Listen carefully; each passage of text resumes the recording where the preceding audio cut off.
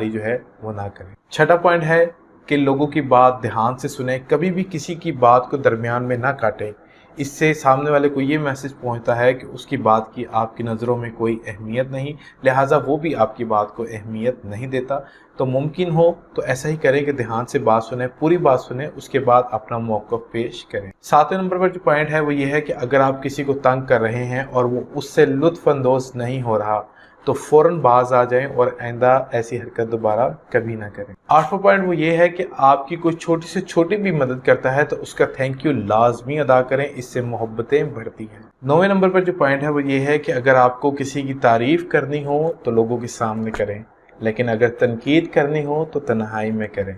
10वें नंबर पर जो पॉइंट है वो ये है कि किसी के वज़न पर, किसी के हैवी वेट होने पर या किसी की चाल ढाल पर तबसरा ना करें जब तक कि वो इस पर बात करना ना चाहे। ये आपका मसला हरगिज़ नहीं है, बस लोगों को यही कहें कि